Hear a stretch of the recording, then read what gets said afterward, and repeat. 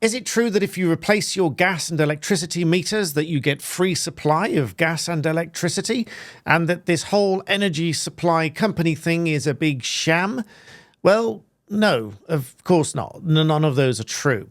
Now, the contents of this video might be quite obvious to probably the vast majority of you, but the reason that I make these videos is because there are a few people that either just choose to believe something or are somehow led to believe something that is ultimately going to get them into a lot of trouble.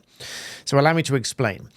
We've had many clients come to us who've ended up in a position where they've either got a genuine dispute with their energy supplier and they've just flat out refused to pay anything, or they've sort of created that problem in the first place by believing some of the videos online that tell you that if you swap out your meter, then you get free supply, which of course is not true, because it's not as simple as just switch the meter and that's it, because gas and electricity, it should be quite obvious, are not free. They don't just fall to your property without any effort from any other companies whatsoever.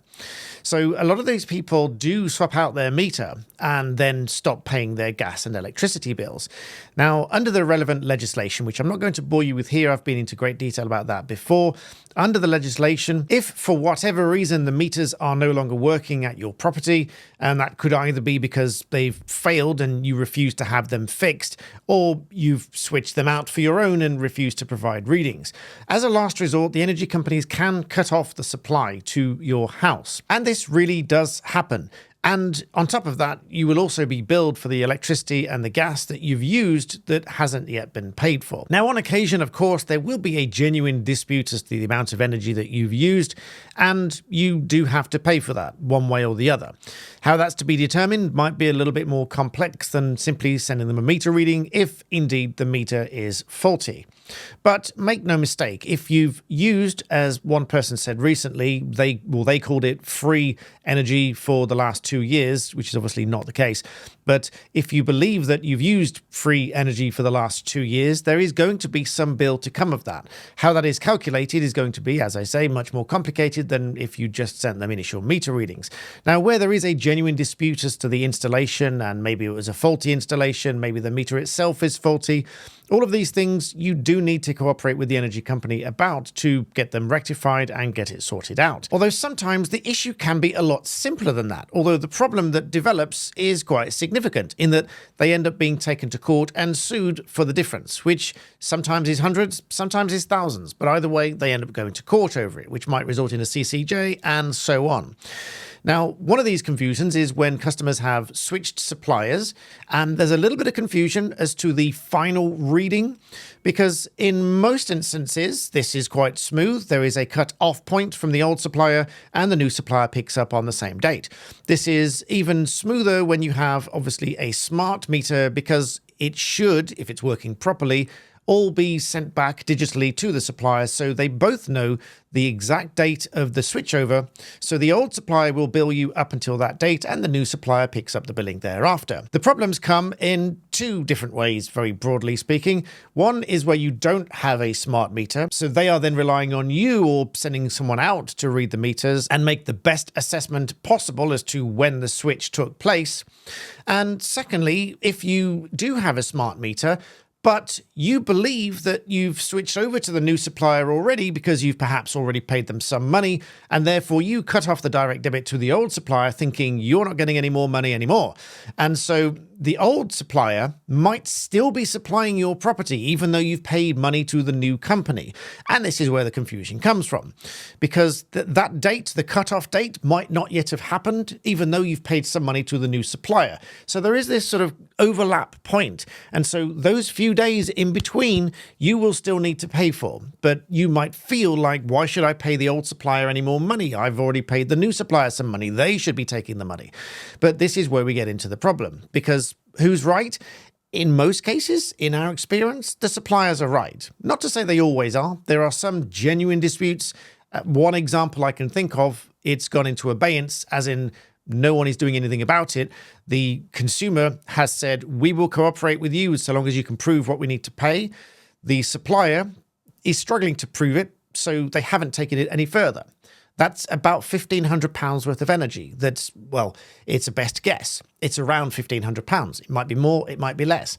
The consumer has said, we will pay it if you prove it. But the energy supplier is struggling to prove it. So it's just been left indefinitely, perhaps. But whether they pick that up or not is anybody's guess. But where it's much more clear cut than that, and the overlap is maybe in the region of £200 to £300, more often than not, not always, but more often than not, the suppliers are going to be right, particularly if there's a smart meter in place and the smart meter is working. Because the smart meter will give you the exact date of the cut off and the switch on. And if those dates line up, then the suppliers are right. Most of the time, because that overlap might overlap with your payments to the new company. And we've had a number of cases like this that have actually gone to court because the customers are somewhat standing on laurels and somewhat being confused, with all respect.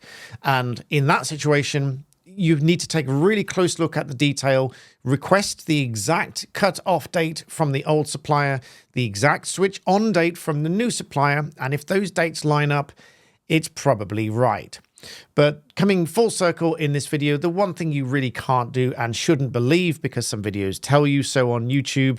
I know I'm here on YouTube, but I'm here as a bit of a word of warning, really, as the barrister that actually goes to court over these things and argues for and against these energy companies, depending on who's instructing me, as to sometimes when people switch off the old meter and swap it out for a new one, even if they do it themselves or they get a qualified electrician to do it, if they do that and they don't relay the information from a meter to the energy company, it isn't free and someone's going to have to pay for it. And that someone is going to be the household. So eventually it will catch up.